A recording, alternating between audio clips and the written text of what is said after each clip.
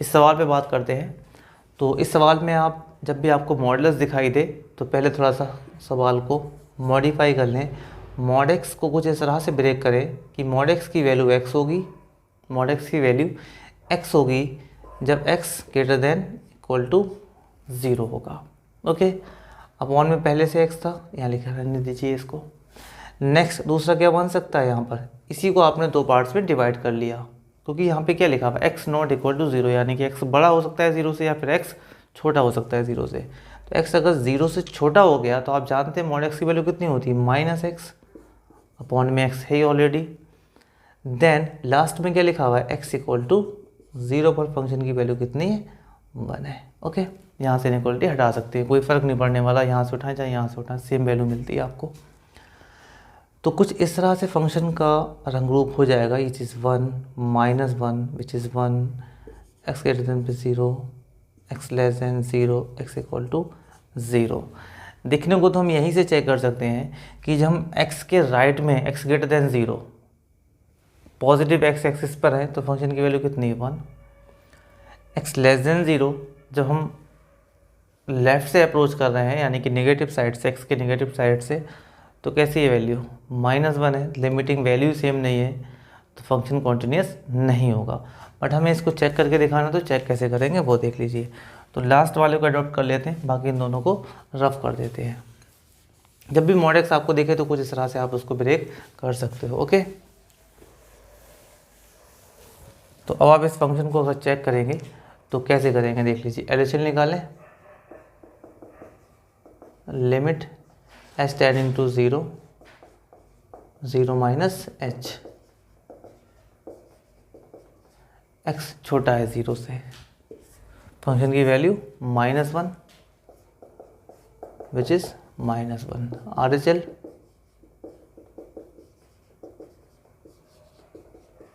F of 0 plus h, h tending to 0, x बड़ा है 0 से, फंक्शन की वैल्यू 1 विच इज़ 1। अब यहाँ पे आपने देखा since RHL not equal to LHL, so limit does not exist. ये इम्प्लाइज कर देगा fx is not continuous at x equal to 0, function x equal to 0 पे कॉन्टिन्यूस नहीं होगा। और काफ़ी इंपॉर्टेंट रहेगा fx equal to x sine 1/x, x not equal to 0, 0 when x equal to 0। इसकी क्वांटिटी चेक करनी है x इक्वल टू 0 पर। ओके, तो ये साइन ट्रिग्नोमेट्रिक फंक्शन देखकर कुछ घबराने को, साइन थीटा यहाँ पे कुछ भी आप रख सकते हैं थीटा की जगह पे। तो जो साइन की वैल्यू होती है वो -1 से 1 तक होती है। ठीक है, -1 हो सकती है, 1 हो सकती है, या फिर इनके बीच का कोई भी नंबर ले सकता है ये। ओके, तो याद रखेंगे हमेशा क्या रहती है, फाइनाइट वैल्यू रहती है एक। Sine theta for any theta, इसकी वैल्यू क्या रहती है, एक रियल नंबर होती है। तो अगर हम बात करें इस पर, तो हम पहले LHL की बात कर लेते हैं। Limit x tending to 0 minus f of x, limit h tending to 0 f of 0 minus h, limit h tending to 0। ख्याल रखें यहाँ पे एक्स नॉट इक्वल टू 0 का मतलब है कि एक्स 0 से बड़ा हो सकता है, एक्स 0 से छोटा हो सकता है। यहाँ पे 0 माइनस एक्स, एक्स छोटा हो गया 0 से, तो फंक्शन की वैल्यू कौन सी उठाएंगे, x इंटू साइन 1/x, और जहाँ जहाँ x है वहाँ पे क्या रख देंगे, 0 माइनस एच रखेंगे। प्लीज़ ध्यान दें, जो यहाँ पर वैल्यू होती है वो x की जगह रखी जाती है फंक्शन में। तो 0 माइनस एच और इंटू में sine 1/0 minus h, limit h tending to 0, यहाँ से ये माइनस एच हो जाएगा, और साइन 1/-एच, और साइन माइनस थीटा क्या होता है, माइनस का साइन थीटा उसको क्या बना देगा, प्लस बना देगा।